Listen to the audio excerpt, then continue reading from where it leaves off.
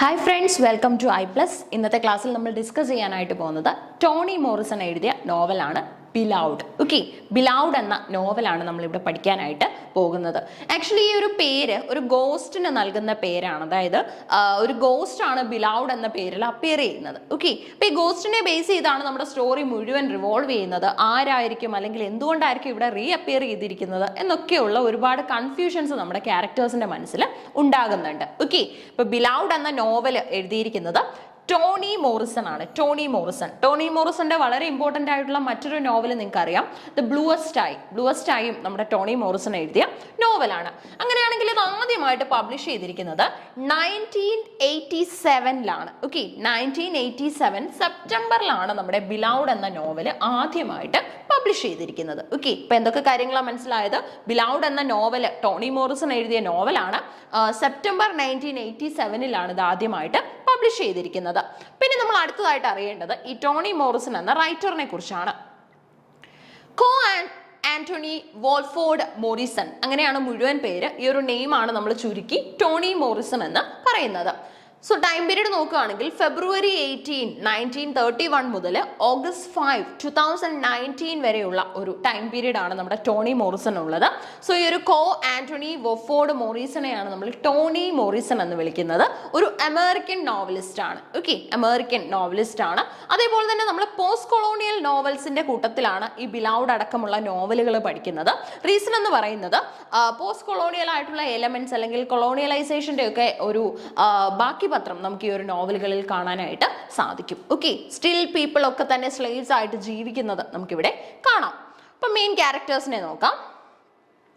Beloved is not narrated chronologically. നമുക്ക് ബാക്കിയുള്ള നോവലുകളിലെ പോലെ കൃത്യമായിട്ടുള്ള ഒരു ക്രോണോളജിക്കൽ ഓർഡർ ഒന്നും കാണാൻ പറ്റില്ല. ഇടയ്ക്കിടയ്ക്ക് ഫ്ലാഷ് ബാക്ക് പറയും, അതിന്റെ ഇൻ ബിറ്റ്വീൻ പ്രസന്റ് ഡേയ്സിനെ കുറിച്ച് പറയും, ഫ്യൂച്ചറിലേക്കുള്ള ഒരു കൺസേൺ നമുക്ക് കാണാം. അങ്ങനെ ക്രോണോളജിക്കൽ ഓർഡർ കീപ്പ് ചെയ്യാതെയാണ് ഈ ഒരു നോവൽ എഴുതിയിരിക്കുന്നത്.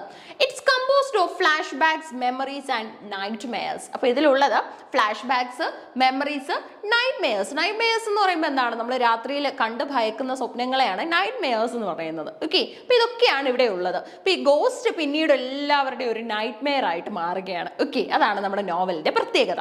നോക്കി, as a result it's not an easy ride if you haven't encountered William Faulkner, James Joyce or Virginia Woolf. അപ്പൊ ഇതിനു മുൻപ് നമ്മൾ ഈ ഫോക്കറിന്റെയും ജെയിംസ് ജോയ്സിന്റെയും വിർജീനിയ വൂൾഫിന്റെയും ഒന്നും നോവൽ വായിച്ചിട്ടില്ലെങ്കിൽ നമുക്ക് കുറച്ച് കൺഫ്യൂഷൻസ് ഒക്കെ തോന്നും. എന്തുകൊണ്ടായിരിക്കും ക്രോണോളജിക്കൽ ഓർഡർ ഇല്ലാത്തത്? കൃത്യമായിട്ടുള്ള ഒരു സ്റ്റോറി ലൈൻ എൻഡ് ചെയ്യുന്നു, മറ്റൊരു സ്റ്റോറി അതിന്റെ ഇടയിൽ സ്റ്റാർട്ട് ചെയ്യുന്നു. എന്തുകൊണ്ടായിരിക്കും ഇങ്ങനെ ഷാറ്റേർഡ് ആയിട്ടുള്ള നറേഷൻ വന്നതെന്നൊക്കെ നമുക്ക് ഫീൽ ചെയ്യും. പക്ഷെ മോഡേണിസ്റ്റ് ടൈം പീരീഡിലുള്ള റൈറ്റേഴ്സിന്റെ നോവൽസ് വായിച്ചിട്ടുണ്ടെങ്കിൽ it will be easy. So ശ്രദ്ധിച്ചേ, following we have constructed a basic outline of the action in the story. In no way, however, does it reflect the wonder of Morrison's novel. Okay, അപ്പോൾ ഇവിടെ നമ്മൾ കാണുന്നത് മോറിസന്റെ എല്ലാ നോവലുകൾക്കും അതിൻ്റെതായിട്ടുള്ള ഒരു hallmark ഉണ്ടായിരിക്കും, അല്ലെങ്കിൽ അതിൻ്റെതായിട്ടുള്ള ഒരു പർട്ടിക്കുലർ റൈറ്റിംഗ് സ്റ്റൈൽ ഉണ്ടാവും. ഫോർ എക്സാമ്പിൾ, ഇപ്പോൾ നമ്മൾ വിർജീനിയ വൂൾഫിന്റെ നോവൽ എടുക്കുകയാണെങ്കിൽ ഉറപ്പായിട്ടും സ്ത്രീകളുടെ സ്വാതന്ത്ര്യം അവിടെ ഒരു വിഷയമായിരിക്കും, ഇല്ലേ? ആ നോവലിൽ അങ്ങനെ ഒരു കാര്യം പരാമർശിച്ചിട്ടുണ്ടാവും.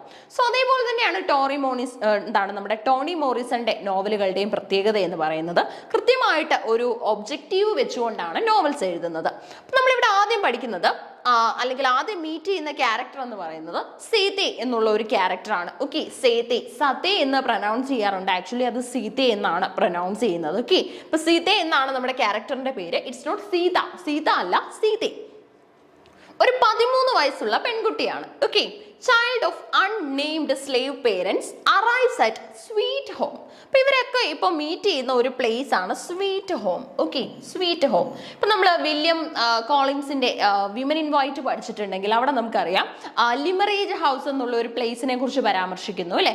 അതേപോലെ തന്നെ നമ്മുടെ ടോണി മോറിസൺ ബിലൗഡ് എന്ന നോവലിൽ എക്സ്പ്ലെയിൻ ചെയ്തിരിക്കുന്ന ഒരു പ്ലേസ് ആണ് സ്വീറ്റ് ഹോം. ഓക്കെ, അപ്പൊ ഈ പേരിൽ മാത്രമേ ഉള്ളൂ we can find that sweetness. ഇതിന്റെ ഉള്ളിൽ we can feel like a hell like experience. അതാണ് ഈ ക്യാരക്ടേഴ്സിന് ഇവിടെ ഉള്ളത്. ഓക്കെ, നോക്കാം. ഒരു ഐഡ്ലിക് പ്ലാന്റേഷൻ ആണ് in Kentucky, operated by Garner. അപ്പൊ ഇതിന്റെ ഉടമസ്ഥൻ എന്ന് പറയുന്നത് ഗാർണർ എന്ന് പറയുന്ന ഒരു വ്യക്തിയാണ്. An unusually humane master and his wife Lillian. ഇപ്പൊ ഈ ലിലിയന്റെ മുഴുവൻ പേര് ലിലിയൻ ഗാർണർ എന്നാണ്. Within an year, Sede selects Hali sucks to be her maid, and by the time she's 18 bears him 3 children. അപ്പൊ ഇത്ര ഒരു സെറ്റിംഗ് ആണ് ഇവിടെ നടക്കുന്നത്. അപ്പൊ സ്വീറ്റ് ഹോമിലാണ് കഥ നടക്കുന്നത്. സ്വീറ്റ് ഹോമിലെ ഒരു സ്ലേവ് ആണ്, ഒരു അഭയാർത്ഥിയാണ് നമ്മുടെ സെതെ. അപ്പൊ സെതെ അവിടെ താമസിക്കുകയാണ്. 13 വയസ്സുള്ള സെതയുടെ ലൈഫാണ് അവിടെ നമ്മൾ കാണുന്നത്. ഇനി അതേപോലെ തന്നെ ഈ ഒരു പ്ലേസിൽ സ്വീറ്റ് ഹോമിൽ ഒരുപാട് സ്ലേവ്സ് വേറെയും ഉണ്ട്. സെതയാണ് ആ കൂട്ടത്തിലുള്ള പെൺകുട്ടി എന്ന് പറയുന്നത്. ഇനി അതേപോലെ തന്നെ ഏറ്റവും യങ്ങസ്റ്റ് വണ്ണും സെതെ തന്നെയാണ്. ഇനി അതേപോലെ തന്നെ നമുക്ക് കാണാൻ സാധിക്കുന്നത് ഇതിന്റെ ഓണർ ആയിട്ടുള്ള ഗാർണറിനെയും അതേപോലെ തന്നെ ഗാർണറിന്റെ വൈഫായ ലിലിയൻ ഗാർണറിനെയും ആണ്. ഇനി 18 വയസ്സാകുന്ന ഒരു ടൈം പീരീഡിൽ അല്ലെങ്കിൽ പെട്ടെന്ന് തന്നെ നമുക്ക് കാണാൻ സാധിക്കുന്നത് നമ്മുടെ ക്യാരക്ടർ സെതയുടെ കല്യാണം കഴിയുന്നു. അതേപോലെ തന്നെ സെതയെ മാരി ചെയ്യുന്നത് ഹാലി സക്സ് എന്ന് പറയുന്ന ഒരു വ്യക്തിയാണ്. ഹാലി സക്സ്. അതേപോലെ തന്നെ സെതയ്ക്ക് 3 കുട്ടികൾ ഉണ്ടായി.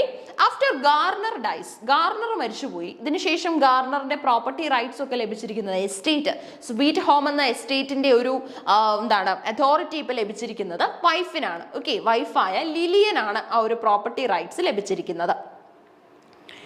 After Garner dies, his wife runs control of the plantation over to her brother-in-law, the school teacher who proves to be a brutal overseer. പിന്നെ നമ്മൾ കാണുന്നത് ഗാർണറിന്റെ മരണശേഷം ഈ സ്വീറ്റ് ഹോമിന്റെ ഉടമസ്ഥാവകാശം ഗാർണറിന്റെ ഭാര്യ ആർക്ക് നൽകുന്നു? ടു ഹർ ബ്രദർ-ഇൻ-ലോയ്ക്ക് നൽകുന്നു. ദാറ്റ് മീൻസ് ഗാർണറിന്റെ ബ്രദറിന് കൊടുക്കുന്നു. ഈ ബ്രദർ-ഇൻ-ലോയെ കുറിച്ച് പറയുകയാണെങ്കിൽ ഒരു സ്കൂൾ ടീച്ചറാണ്, പക്ഷെ പ്രൊഫഷന് മാച്ച് ചെയ്യുന്ന ഒരു ക്യാരക്ടർ അല്ല അദ്ദേഹത്തിനുള്ളത്. വളരെ ക്രൂക്കഡ് ആയിട്ടുള്ള, മറ്റുള്ളവരെയൊക്കെ തന്നെ ഫിസിക്കലി ഒക്കെ അബ്യൂസ് ചെയ്യുന്ന ഒരു ബ്രൂട്ടൽ ക്യാരക്ടറാണ്. Schoolteacher's cruelty drives the Sweet Home slave men Paul D, Halle, Polly and Sixo. അപ്പൊ ആക്ച്വലി ഇങ്ങനെയുള്ള പേരുകളൊക്കെ ഇവർക്ക് കൊടുത്തിരിക്കുന്നത് തന്നെ ആ ഒരു സ്ലേവ്സിനെ സൊസൈറ്റിയിൽ പരിഗണിച്ചിരുന്നില്ല എന്ന് കാണിക്കാൻ വേണ്ടി തന്നെയാണ്. ഒരു പരിഗണനയും അവർക്ക് ലഭിച്ചിരുന്നില്ല. പോൾ ഡി, ഹല്ലെ, പോളി, അതേപോലെ തന്നെ സിക്സോ അടക്കം ഇവിടുത്തെ ക്യാരക്ടേഴ്സ് ആണ്. To plot their escape, in August, fearful that her son will be scalded, a very pregnant Sede packs her children, Howard, Bugler and Beloved, in a wagon and sends them to safety with their grandmother in Cincinnati. Okay, അതായത് സിൻസിനാട്ടി എന്നുള്ള ഒരു പ്ലേസിലേക്കാണ് ഈ കുട്ടികളുമായിട്ട് പോകുന്നത്. Okay, ഇപ്പൊ ഇവിടെ നമ്മൾ കാണുന്നത് നമ്മുടെ സെതയ്ക്ക് ഇപ്പം തന്റെ ജനറേഷനോട് തന്നെ അല്ലെങ്കിൽ തന്റെ കുട്ടികളോട് തന്നെ ഒരു സോർട്ട് ഓഫ് ഒരു നിസ്സഹായ അവസ്ഥയാണ് ഫീൽ ചെയ്യുന്നത്. കാരണം അവരുടെയും ലൈഫ് ഇത് തന്നെ ആയിരിക്കുമല്ലോ. സ്ലേവിന്റെ കുട്ടികളായിട്ട് ജനിച്ചത് കാരണം ഒരിക്കലും സൊസൈറ്റി അവരെ അഡ്മിറ്റ് ചെയ്യില്ല, അല്ലെങ്കിൽ സൊസൈറ്റി അവർക്ക് വേണ്ട ഒരു കൺസിഡറേഷൻ കൊടുക്കത്തില്ല എന്ന് സെതയ്ക്ക് അറിയായിരുന്നു. സോ സെതേ കുട്ടികളെയൊക്കെ തന്നെ ഗ്രാൻഡ് മദറിന്റെ അടുത്തേക്ക് അയക്കുന്നു. ഓക്കെ, സിൻസിനാട്ടി എന്ന പ്ലേസിലേക്ക് അയക്കുന്നു. ഇതിന്റെ റീസൺ എന്ന് പറയുന്നത് ആ ക്രൂവൽ ആയിട്ടുള്ള സ്കൂൾ ടീച്ചർ, അതായത് ലിലിയൻ ഗാർണറിന്റെ ബ്രദർ-ഇൻ-ലോ ആണ് ഇപ്പൊ ഇവിടം എല്ലാം കൺട്രോൾ ചെയ്യുന്നത്. സോ അദ്ദേഹം അത്രമാത്രം ക്രൂക്കഡ് ആണ്, അത്രമാത്രം അറഗന്റ് ആണ്. അതുകൊണ്ടാണ് ഈ കുട്ടികളെ ഇവിടെ നിന്നും നമ്മുടെ ശ്രദ്ധയെ മാറ്റുന്നത്. Okay, school teacher discovers that what she has done, and as Halle watches from the loft of a barn, school teacher takes note from his nephews. The 2 boys with mossy teeth suck the milk from Sethe's breast. She reports the assault to the ailing Mrs. Garner. Okay, പിന്നെ നമ്മൾ കാണുന്നത് actually എപ്പോഴും സെതെ ചെന്നിട്ട് സെതയുടെ പ്രശ്നങ്ങളൊക്കെ പറയുന്നത് Mrs ഗാർണറിനോടാണ്. അപ്പൊ ഈ കാര്യവും ചെന്നിട്ട് പറഞ്ഞു, എൻ്റെ കുട്ടികളെ കൂടുതലായിട്ടും ബ്രൂട്ടലി ഒക്കെ തന്നെ ഫിസിക്കലി ഒരുപാട് ടോർച്ചർ ചെയ്യാനാണ് സ്കൂൾ ടീച്ചർ തീരുമാനിച്ചിരിക്കുന്നത്. സോ അതുകൊണ്ടാണ് ഞാൻ കുട്ടികളെ ഇവിടെ നിന്ന് മാറ്റുന്നത്. ഇനി അവരെ സംഭവം അവരിവിടെ നിന്നും രക്ഷപ്പെട്ടോട്ടെ, സോ അവരെവിടെയെങ്കിലും പോയി ജീവിക്കട്ടെ എന്നുള്ള ഒരു നോട്ടാണ് സെത ഇവിടെ പറയുന്നത്. ഓക്കെ, അപ്പൊ അത്രമാത്രം ആ ഒരു സ്ലേവ്സ് അനുഭവിച്ച പ്രശ്നങ്ങൾ നമുക്ക് കാണാൻ സാധിക്കും. അതുകൊണ്ട് തന്നെയാണ് ബിലൗഡ് എന്ന നോവലിനെ നമ്മളൊരു പോസ്റ്റ് കൊളോണിയൽ നോവലായിട്ട് കൺസിഡർ ചെയ്യുന്നത്. നമുക്കറിയാം, കൊളോണിയലൈസേഷൻ കഴിഞ്ഞതിന് ശേഷവും സ്റ്റിൽ നമുക്ക് അതിന്റെ എഫക്ട്സ് കാണാനായിട്ട് സൊസൈറ്റിയിൽ സാധിക്കും. നോക്കി, the nephews retaliate by beating Sethe with cowhide until her back is split open with wounds. Unknown to Sethe, school teacher Rose seeks so alive and hangs Polly for trying to escape the plantation. Okay, പിന്നെ നമ്മൾ കാണുന്നത് സെതെ എവിടെയുണ്ട്, അതേപോലെ തന്നെ schoolteacher roasts Sixo alive and hangs Polly for trying to escape the plantation. അപ്പോൾ ഈ പ്ലാന്റേഷന്റെ എന്താണ് ആ ഒരു മീൻസ് അവിടെ ഫുൾ നമുക്ക് വലിയ മതിലുകളൊക്കെ കാണാൻ സാധിക്കും. അപ്പൊ ആ മതിൽ വിട്ട് പുറത്തേക്ക് പോകാനായിട്ട് ശ്രമിക്കുന്നവരെ ഒക്കെ തന്നെ ഒരുപാട് എന്താണ് മീൻസ് അടിക്കാനും അതേപോലെ തന്നെ ഒരുപാട് അവരെ പൂട്ടിയിടാനും ഒക്കെയാണ് സ്കൂൾ ടീച്ചർ ശ്രമിക്കുന്നത്. ഓക്കെ, അങ്ങനെയുള്ള ഒരു സിറ്റുവേഷനും നമുക്ക് ഇവിടെ കാണാനായിട്ട് സാധിക്കും. അപ്പൊ ഇത്തരമുള്ള ഒരു എന്താണ് സർക്കംസ്റ്റാൻസസിൽ നിന്നുമാണ് സെത എന്ത് ചെയ്യുന്നത്, സെതയുടെ കുട്ടിയെ രക്ഷിക്കാനായിട്ട് ശ്രമിക്കുന്നത്. അപ്പൊ അപ്പോഴും നമ്മുടെ ബിലൗഡ് എന്ന ക്യാരക്ടറിനെ കുറിച്ച് നമ്മൾ മനസ്സിലാക്കിയില്ല അല്ലെ. ബിലൗഡ് എന്ന ക്യാരക്ടറിന് ഒരു റോൾ വരുന്നത് ഇനിയാണ്. Before she leaves sweet home, Sede confronts Paul D, who is shackled in an iron collar for his part in the escape attempt. സെതെ then makes her own escape. അപ്പൊ ഇനി നമ്മൾ കാണുന്നത് സെതെ ചെന്നിട്ട് പോൾ ഡിയോട് കാര്യങ്ങളൊക്കെ കൺഫ്രണ്ട് ചെയ്യുന്നതാണ്. കാരണം ഈ സ്ലേവ്സ് ഒക്കെ തന്നെ ഒരു യൂണിറ്റി ഉണ്ടായിരുന്നു. ഓക്കെ, അപ്പൊ നമ്മൾ കാണുന്നത് ഇവരൊക്കെ സ്വീറ്റ് ഹോമിലാണ് താമസിക്കുന്നത്. ഇനി സ്വീറ്റ് ഹോമിൽ താമസിച്ചിരുന്ന സ്ലേവ്സിന്റെ ഇടയിൽ ഒരു യൂണിറ്റി ഉണ്ടായിരുന്നു. Slaves have unity. ഓക്കെ, അവരുടെ ഇടയിൽ ഒരു യൂണിറ്റി ഉണ്ട്. കാരണം അവർക്ക് ഒരു യൂണിറ്റിയും കൂടെ ഇല്ലെങ്കിൽ ഉറപ്പായിട്ടും ഇവിടെ ഇനി സർവൈവ് ചെയ്യാൻ പറ്റില്ല. അത്രമാത്രം ബ്രൂട്ടൽ ആയിട്ടുള്ള മെഷേഴ്സ് ആണ് നമ്മുടെ സ്കൂൾ ടീച്ചർ അഡോപ്റ്റ് ചെയ്യാനായിട്ട് പോകുന്നത്. ഓക്കെ, അപ്പൊ ഈ കാര്യങ്ങളാണ് ഈ നോവലിൽ ഇപ്പം നടന്നുകൊണ്ടിരിക്കുന്നത്. നോക്കാം. അപ്പൊ പോൾഡിയോട് കാര്യങ്ങളൊക്കെ സെതെ വന്നിട്ട് പറയുന്നുണ്ട്. സെതെ then makes her own escape. അപ്പൊ ആദ്യം കുട്ടികളെ രക്ഷിച്ചതിന് ശേഷം പിന്നെ സെതെ പ്ലാൻ ചെയ്യുന്നത് സ്വയം രക്ഷപ്പെടാനാണ്. സെതെ flees through the woods and with the help of Army Denver, a runaway white indentured servant, gives birth to her fourth child. Okay, പിന്നെ നമ്മൾ കാണുന്നത് സെതെ ആക്ച്വലി നമ്മൾ എന്താണ് ഇന്നത്തെ സമൂഹത്തിൽ കാണുന്നത് പോലെ പ്രൊട്ടക്റ്റഡ് ആയിട്ടുള്ള ഒരു ഏരിയയിലൊന്നും അല്ല സെതയുടെ ഡെലിവറി ഒക്കെ നടക്കുന്നത്. റോഡ് സൈഡിലൊക്കെയാണ്. സോ അവിടെ സെതയെ ഹെൽപ്പ് ചെയ്യാനുണ്ടായിരുന്നത് ആമി ഡെൻവർ എന്നുള്ള ഒരു ക്യാരക്ടറാണ്. ഓക്കെ, ഈ ക്യാരക്ടർ മാത്രമേ തന്നെ ഹെൽപ്പ് ചെയ്യാനായിട്ട് അപ്പോൾ അവിടെ ഉണ്ടായിരുന്നുള്ളൂ. അങ്ങനെ 4ാമത്തെ കുട്ടിക്ക് സെതെ ജന്മം കൊടുത്തു. Then with the help of Stampede, a black ferryman, she crosses the Ohio River into freedom. അപ്പോൾ ഈ ഓഹിയോ റിവറിന് ഒരുപാട് പ്രത്യേകത ഉണ്ടായിരുന്നു. കാരണം ഈ ഒരു റിവർ ക്രോസ് ചെയ്ത് കഴിഞ്ഞാൽ ഈ എന്താണ് മീൻസ് സ്ലേവ്സിനൊക്കെ തന്നെ സ്വാതന്ത്ര്യം കിട്ടുമെന്നായിരുന്നു അവർ വിശ്വസിച്ചിരുന്നത്. ഓക്കെ, അപ്പോൾ ഒരു ക്യാരക്ടറിന്റെ ഹെൽപ്പോട് കൂടി നമ്മുടെ സെതെ എന്ത് ചെയ്യുന്നു, ഓഹിയോ റിവർ ക്രോസ് ചെയ്ത് പോയി. ഓക്കെ, അപ്പോൾ ഈ ഓഹിയോ റിവർ ക്രോസ് ചെയ്തതോടുകൂടി തൻ്റെ ലൈഫിലെ എല്ലാ സഫറിങ്സും എൻഡ് ചെയ്തു എന്നാണ് സെതെയും വിശ്വസിക്കുന്നത്. Finally, safely reunited with her mother-in-law, baby Suggs and her babies in Cincinnati, Sede enjoys 28 days of contentment. Then one day, a stampede replenishes the wood pile and baby Suggs and Sede work in the yard. School teacher, the sheriff, a slave catcher and one of the school teacher's nephew arrived to recapture Sede and her children. Okay, അപ്പോൾ ആ ഒരു Ohio river cross ചെയ്തതോടുകൂടി ഇനി ഒരിക്കലും school ടീച്ചറും അദ്ദേഹത്തിന്റെ ഗ്യാങ്ങും തന്നെ വന്ന് ഇവിടെ നിന്നും കൂട്ടിക്കൊണ്ട് പോകില്ല എന്നും കൂടെ നമ്മുടെ സെതെ വിശ്വസിച്ചിരുന്നു. കാരണം ഇനിയിപ്പം തിരിച്ച് എന്താണ് തൻ്റെ ഹോം ടൗണിൽ പോകാമെന്നും കുട്ടികളോടൊപ്പം ജീവിക്കാമെന്നും ചിൻസിനാട്ടിയിൽ തനിക്ക് സേഫായിട്ട് ജീവിക്കാമെന്നും ഒക്കെയാണ് വിചാരിക്കുന്നത്. പക്ഷെ അതിനൊന്നും സാധിക്കുന്നില്ല. സ്കൂൾ ടീച്ചറും അതേപോലെ തന്നെ ഒരു ഗ്രൂപ്പും കൂടെയാണ് വരുന്നത്. ഷെറീഫ് എന്ന് പറയുമ്പോൾ ആക്ച്വലി പോലീസ് ഓഫീസേഴ്സ് എന്നാണ് ഉദ്ദേശിക്കുന്നത്. അവിടെ ഈ പോലീസ് ഓഫീസേഴ്സിന്റെ റെസ്പോൺസിബിലിറ്റി എന്താണ്, നിയമം അതേപോലെ തന്നെ പാലിക്കുക എന്നുള്ളതാണ് അല്ലേ. പക്ഷെ ഇവിടെ നമ്മൾ കാണുന്നത് സ്ലേവ്സിനോടൊക്കെ വളരെ എന്താണ് അറഗന്റ് ആയിട്ട് പെരുമാറുന്ന പോലീസ് ഓഫീസേഴ്സിനെയാണ്. To spare her children return to bondage, Sede slices the throat of the eldest girl, tries to kill her 2 boys and threatens to dash out the brain of her infant daughter Denver. Okay, പിന്നെ നമ്മൾ കാണുന്നത് സെതയ്ക്ക് മനസ്സിലായി തിരിച്ച് police ഓഫീസേഴ്സിന്റെ ഒപ്പം പോയി കഴിഞ്ഞാൽ life എന്ന് പറയുന്നത് വളരെയധികം വീണ്ടും അബ്യൂസീവ് ആകാനായിട്ടുള്ള പോസിബിലിറ്റി ഉണ്ട്. കാരണം സെതയെ അവർ പലരും ഫിസിക്കലി അബ്യൂസ് ചെയ്യാൻ ശ്രമിച്ചിട്ടുണ്ട്. ഇനി അതേപോലെ തന്നെ തൻ്റെ മക്കളുമായിട്ട് അവിടെ ചെന്ന് കഴിഞ്ഞാൽ മക്കൾക്കും ഉണ്ടാകുന്നത് അതേ അവസ്ഥ തന്നെ ആയിരിക്കും എന്ന് സെതയ്ക്ക് അറിയാം. സോ സെത എന്ത് ചെയ്യുമെന്ന് വെച്ചാൽ കുട്ടികളെ കില്ല് ചെയ്യാനായിട്ട് ആ അമ്മ ശ്രമിക്കുകയാണ്. The sheriff takes Sede and Denver to jail and Sede is condemned to hang. She leaves her cell long enough to attend her daughter's funeral. 3 months later, pressure from the Quaker abolitionist Edward Baldwin and the colored ladies of Delaware, Ohio produces Sede's freedom. Okay, അവസാനം നമ്മൾ കാണുന്നത് ഒരുപാട് സംഘടനകളുടെ ഒക്കെ ഒരു ഇടപെടലോടുകൂടി Ohio എന്ത് ചെയ്യുന്നു, Ohio റിവറിനെ symbolise ചെയ്യുന്നുണ്ട്. സെതയെ ജയിലിൽ നിന്നും വിമുക്തയാക്കാനായിട്ട് നിയമം വന്നു. She barters 6 for a gravestone inscribed beloved. എന്നിട്ട് എന്ത് ചെയ്തു, മരിച്ച ആ ഒരു മകളുടെ ഗ്രേവ് യാർഡിൽ പോയിട്ട് ബിലൗഡ് എന്ന് എഴുതി വെച്ചു. ആക്ച്വലി വേറെ പേരൊക്കെ നമ്മുടെ സെതേ മകൾക്ക് ഇടുന്നുണ്ട്, പക്ഷെ ഗ്രേവ് യാർഡിൽ എഴുതി വെക്കുന്ന, ഗ്രേവ് സ്റ്റോണിൽ എഴുതി വെക്കുന്ന പേരെന്ന് പറയുന്നത് ബിലൗഡ് എന്നാണ്. ഓക്കെ, എന്തുകൊണ്ടാണ് തൻ്റെ കുട്ടിയെ തനിക്ക് കൊല്ലേണ്ടി വന്നത് എന്നും അവിടെ വെച്ചിട്ട് നമ്മുടെ സെതേ ഓർക്കുന്നുണ്ട്.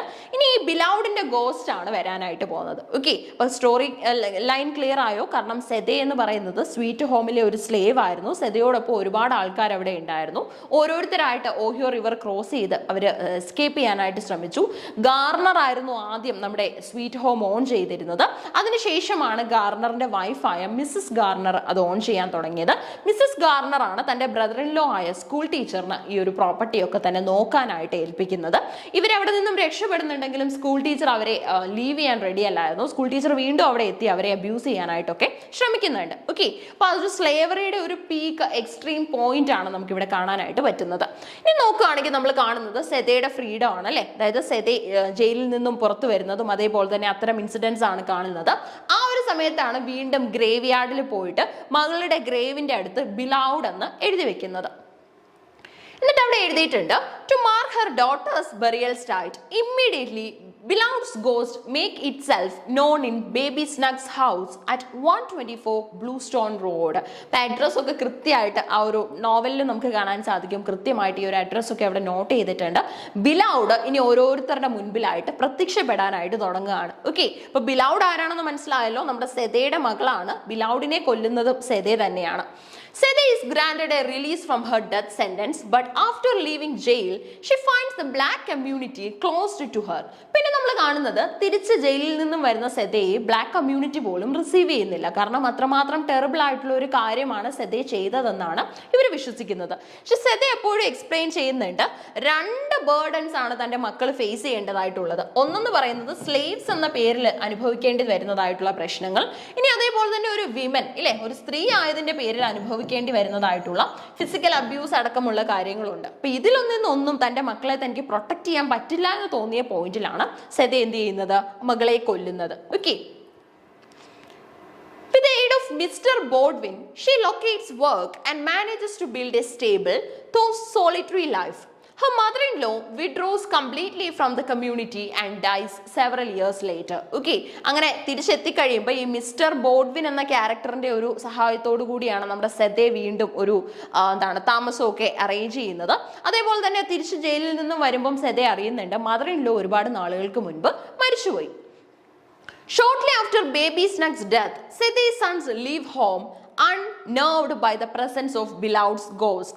Left with only Denver, Sede lives in uneasy solitude. Okay, ഇവരൊക്കെ തന്നെ നമ്മുടെ സെതയുടെ മക്കളാണ്. 4 മക്കൾ സെതയ്ക്ക് ഉണ്ടായിരുന്നു.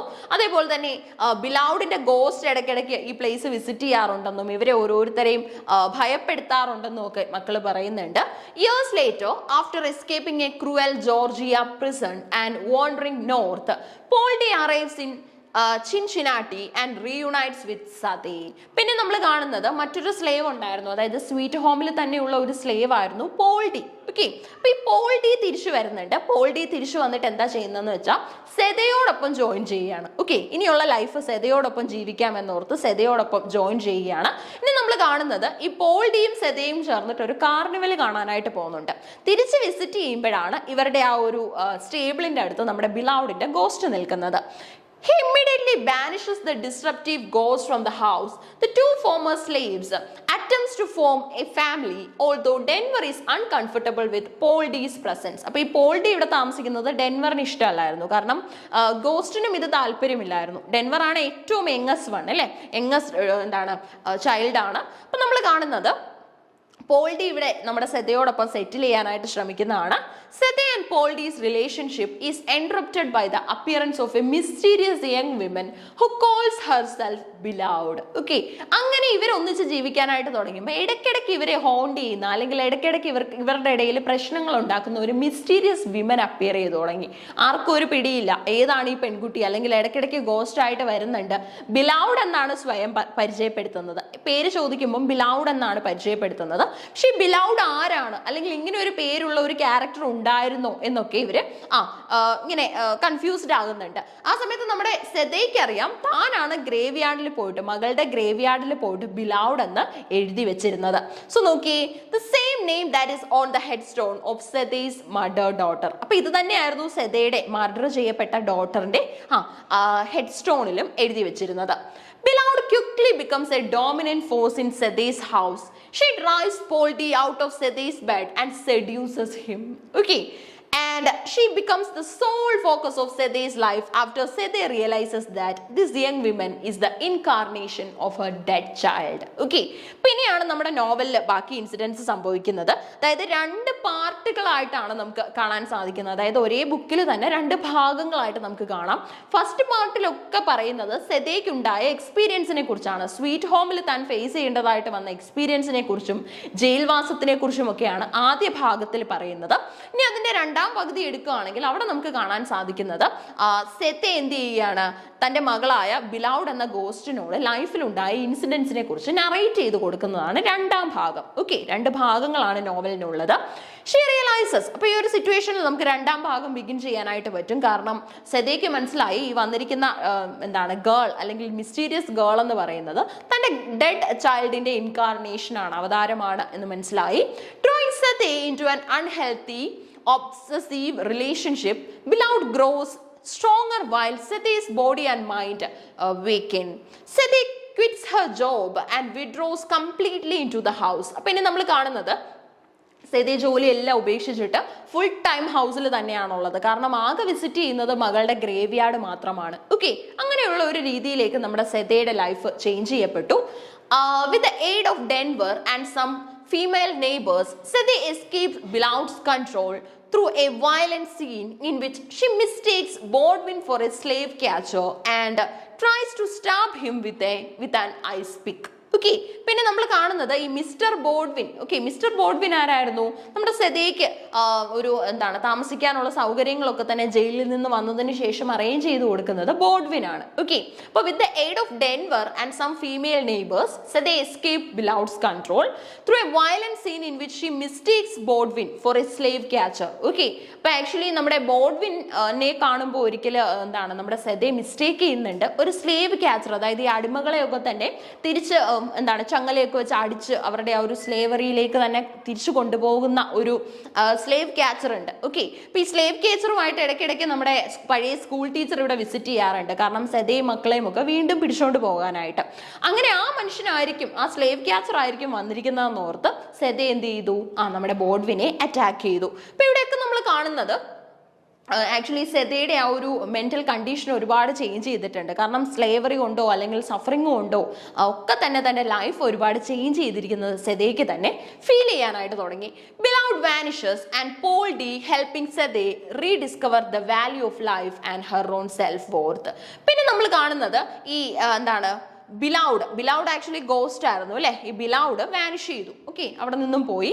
ഇനി പോൾ ഡി തിരിച്ചു വന്നിട്ടുണ്ട് and helping Sethe rediscover the value of life and her own self worth. Okay, അപ്പൊ തിരിച്ചിട്ട് പോൾ ഡി തിരിച്ചു വന്നിട്ട് വീണ്ടും നമ്മുടെ സെതയെ ലൈഫിലേക്ക് തിരിച്ചു വരാനും അതേപോലെ തന്നെ ലൈഫിന്റെ മീനിങ്ങിനെ കുറിച്ച് പഠിപ്പിക്കാനും ഒക്കെ തന്നെ ശ്രമിക്കുകയാണ്. അപ്പൊ ഇങ്ങനെയാണ് നമ്മുടെ നോവല് എൻഡ് ചെയ്യുന്നത്. അപ്പൊ നോവലിലെ ഒരു സെറ്റിംഗ് ആയിട്ട് വരുന്നത് സ്വീറ്റ് ഹോം ആണ്. നമ്മുടെ ഇൻസിഡൻസ് ഒക്കെ ബിഗിൻ ചെയ്യുന്നത് സ്വീറ്റ് ഹോമിലാണ്.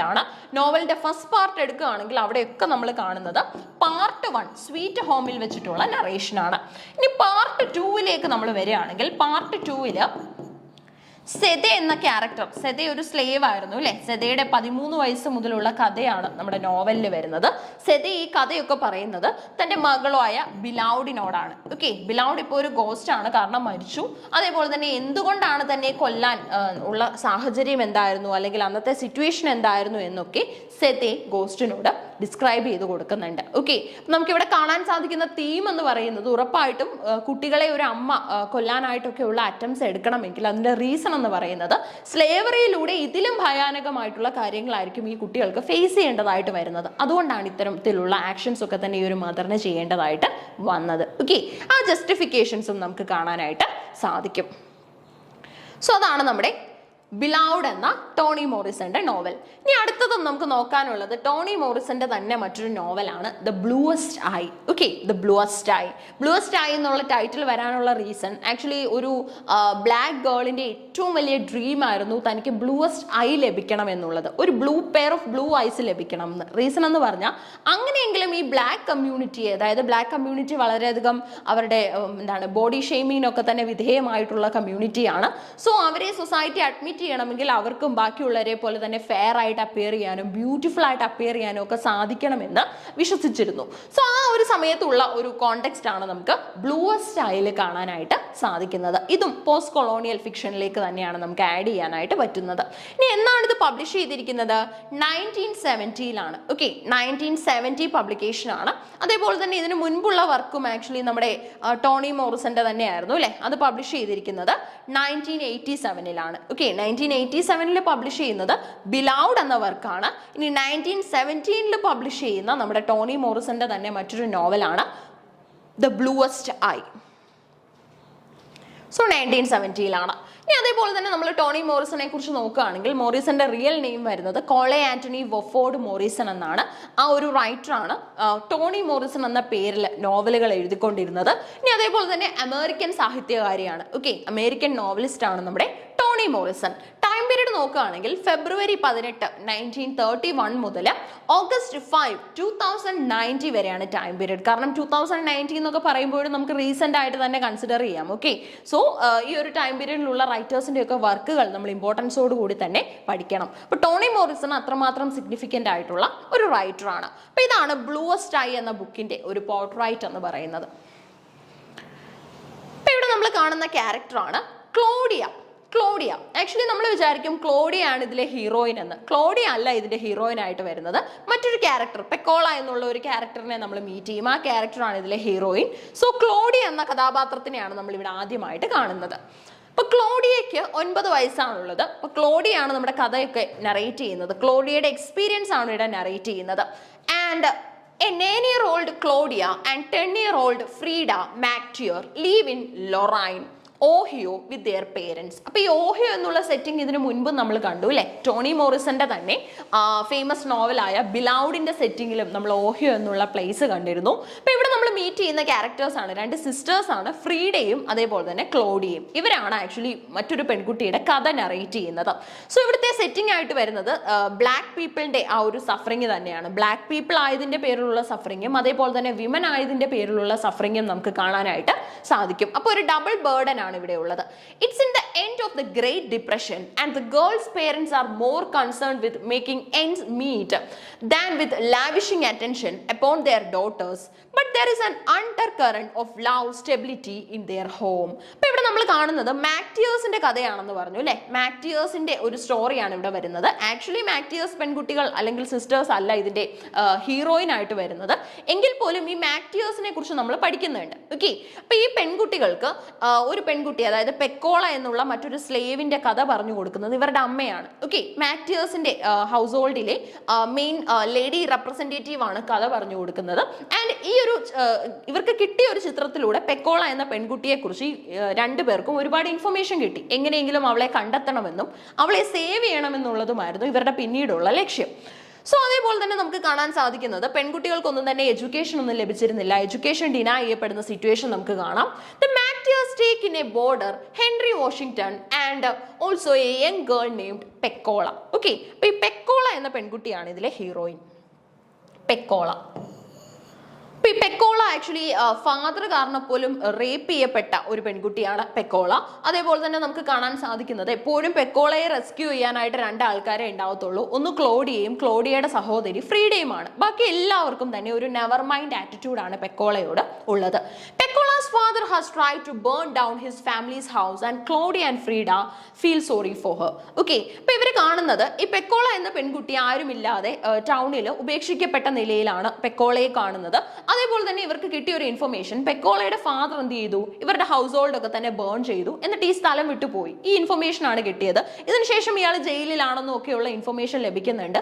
അതേപോലെ തന്നെ പെക്കോള ഇപ്പം തന്റെ ആ ഒരു വെർജിനിറ്റി ഒക്കെ നഷ്ടപ്പെട്ട ഒരു സ്റ്റേജിലാണ് ഉള്ളതെന്നും ഇവർക്ക് മനസ്സിലായി. അപ്പോൾ ഒരു സ്മോൾ ഗേളിന്റെ സ്റ്റോറിയാണ് നമ്മൾ ഇവിടെ കാണുന്നത്. നറേറ്റ് ചെയ്യുന്നത് ക്ലോഡിയാണ്. ഓക്കെ, അപ്പൊ ഇതിന്റെ റിമൈനിങ് പോയിന്റ്സ് നമുക്ക് അടുത്ത ക്ലാസ്സിൽ പഠിക്കാം. താങ്ക്